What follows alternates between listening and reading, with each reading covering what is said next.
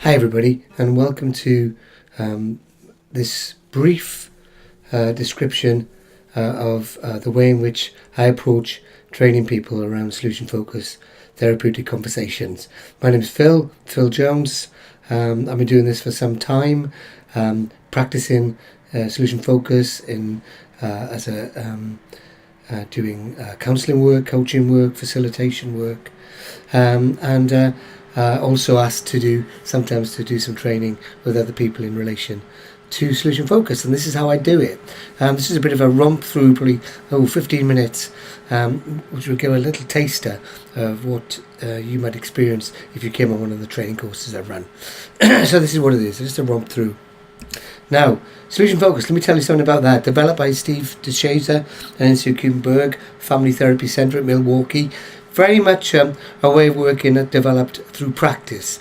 Grand theory developed from the practice, but it's not the other way around, if you like.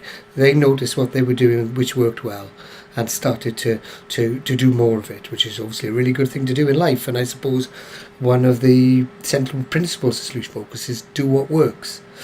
The approach emphasised exploring strengths, resources, and exceptions to the problem. So it's about, I think of it as a metaphor of giving people my solution focus flashlight and asking them questions to help look in that part of their lives to see how they cope, what the strengths that they bring.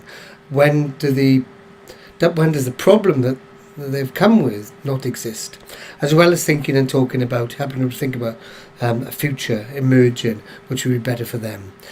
Solution focus, I suppose, highlights approaches to asking questions to help people think, and I suppose there's some principles there and a structure which I'll talk about in a moment.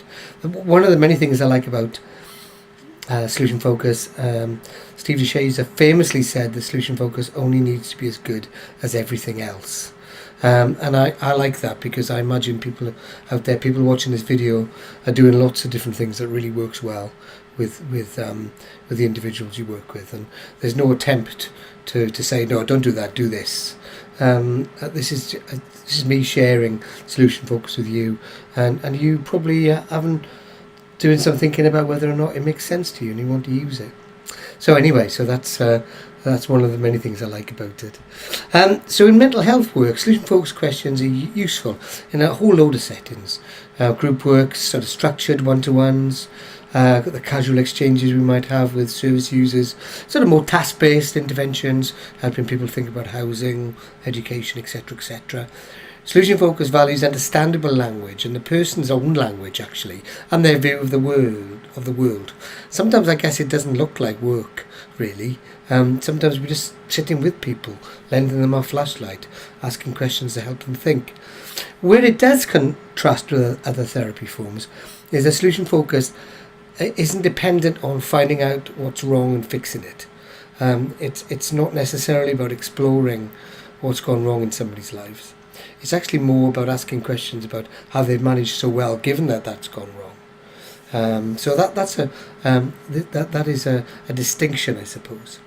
I'm going to talk about the structure behind solution focus. Now, this is not to say that solution focus is a process, but I am going to describe a structure, a process, if you like, which I do because I think it's useful to know where we are in a conversation. It's a map of a conversation, and reflects, the important rules in conversations is that each person responds to the other, and that most of our help, maybe all of the help you're able to offer, is in the context of their relationship. So let's have a look at what we're, this structure of solution-focused therapeutic conversation. So here we go. So obviously there's starting. How do we start to have a conversation?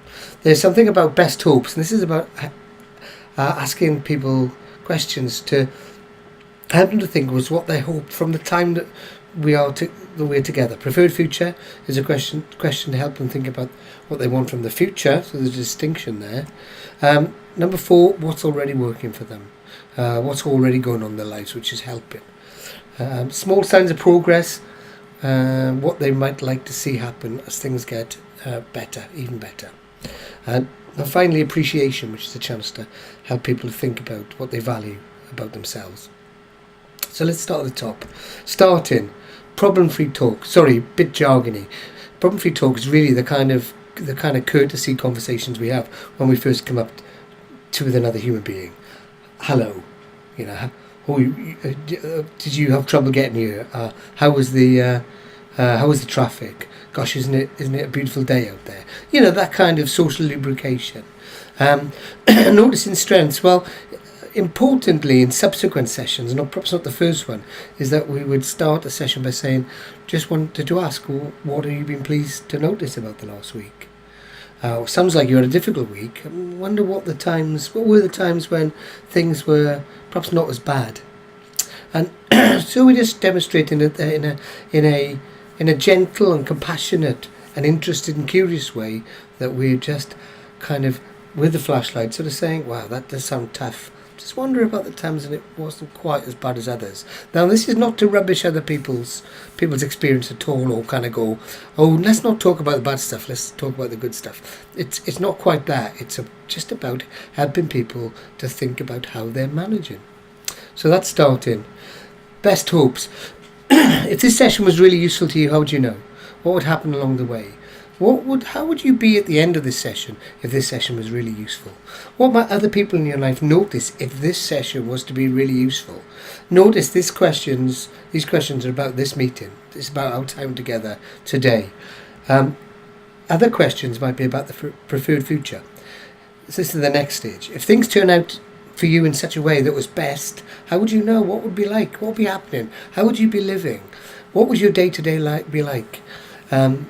If things were turned out the way that you wanted to be. Now, this is very much for things turning out for people well in their given contexts. It's not about, I'd win the pools, or my wife would come back to me, or whatever. It's about the life that we have, and a way in which we manage it. Now, one of the ways which Solution Focus sometimes asks that question is through the miracle question, which I suppose Solution Focus is famous for. If you went to sleep tonight and while you were asleep there was a miracle, and when you woke up this morning, everything that brought you to see me was resolved. But you don't know that. You don't know there's been a miracle.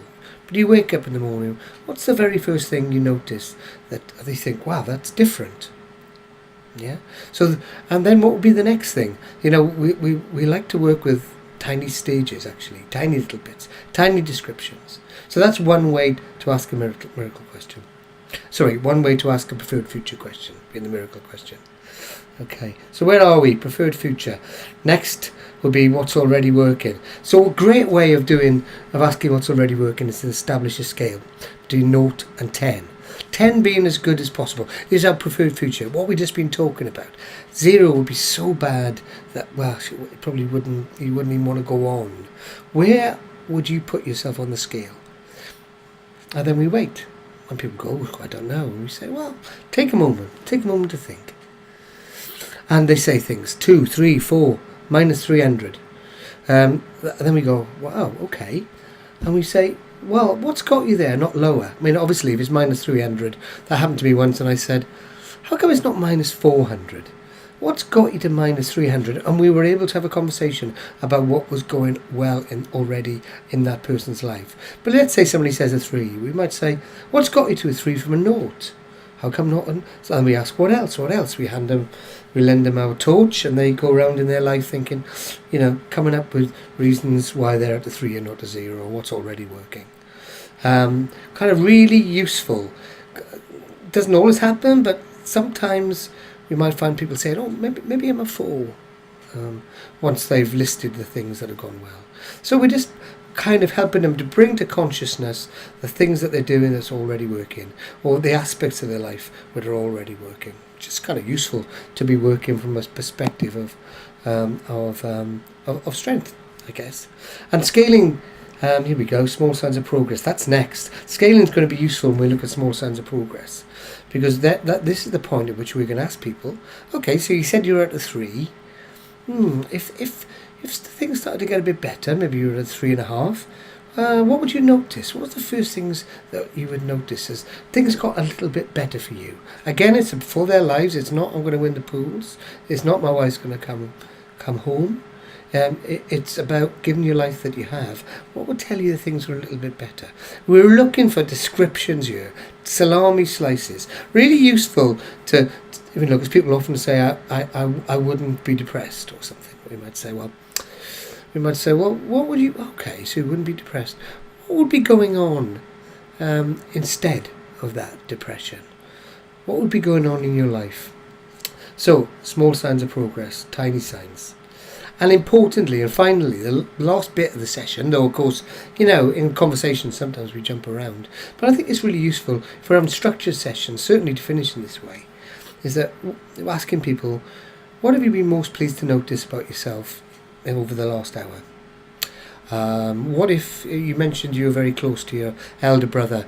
If your elder brother was here and was watching you, had been here and was watching you today, what would he have noticed that would be pleased, they be pleased about, that they value, that they felt proud about? What have you been most pleased to notice about yourself? What have you talked about today that has surprised you?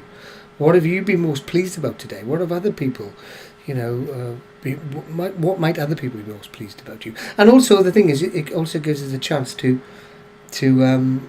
actually to sort of say something we've noticed about that person that we value, and we convey that in a very authentic way that can be very useful and very powerful. So that's the process. That's what we described. So here's some questions. Now, I'm really delighted. I really hope that you will get in touch with some questions. But I've just came up with some that people often ask. How brief is brief therapy? How brief is solution-focused brief therapy? We have a thing in Solution Focus that says that question is answered by the client, and that we work with the client or the service user or the patient. We work with them as long as it takes in order to resolve matters to their satisfaction and not any longer. So you notice it's their satisfaction, it's as long as and not any longer. How long that is, I guess, is dependent on a whole range of circumstances, but the principle is a good one. Does solution focus ignore serious psychological issues such as trauma and attachment difficulties? Well, there's a danger that solution focus is seen as being happy-clappy and just looking for the positives. People come with all sorts of terrible, distressing and difficult histories, and they might want to tell us about them. And we would definitely want to look interested and show our concern for them. And we listen long enough to start talking about how they've coped and how they will cope in the future, how they will manage it. What strengths have they brought alongside this awful, difficult history? And we're very careful to make sure that people understand that we are concerned about them, absolutely. But I suppose solution focus doesn't require us to go around asking questions about what happened and the impact and how they felt, or what have you. That's slightly different. Does solution focus use feelings? Solution focus, I think, uses whatever people bring.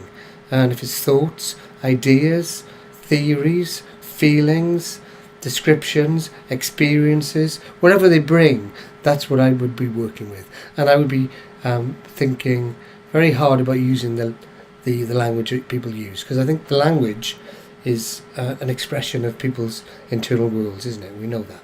Can talking about a nice future make it happen? I think solution focus works from a perspective that language not just describes the world, but actually constructs the world, and that's an important part of how we work. By helping people think and to come up with ideas, what we are doing is that we are making that world, those ideas, more concrete. So as people say, well, what I'd notice is, then actually what they're doing is they're bringing to consciousness the sort of things that they'd see as things got a bit better. And that makes it a whole more likely that those things will be seen. And now that's not to say I'll wake up after a miracle and I've lost 2 stone, because that's a big step. But I could ask, somebody said, that was a small sign. I might say, well, what would be the first thing that you noticed when you woke up and made you think that maybe becoming fitter, losing weight, would be more possible for you. Small signs. And we ask people to engage their ideas and their in their inspiration, their creativity. Isn't the miracle question a bit silly? Yes, I think it can be silly. I think particularly for adults who and have left those sorts of imagination games behind them in their childhood. And sometimes I ask the miracle question by saying, now this is going to sound like a bit of a silly question, but bear with me if you wouldn't mind. And then I ask the question. People reject it. Oh, that's rubbish. I don't want to talk about that. And I go, okay. So if things turned out the way you want them to be, what would you notice? I go back to my preferred future. So there we are. There's some questions. Please send me some more if you want to, and you have something. I'm delighted to hear from you about it. Here's the process. I hope that's useful to you. I want to wish you well, whatever you do, whatever work you're doing, whatever approach you're using. Good luck with that. And I hope that we get to meet sometime and talk about this some more. Thank you very much for watching and listening this long. And good luck with everything. Bye-bye.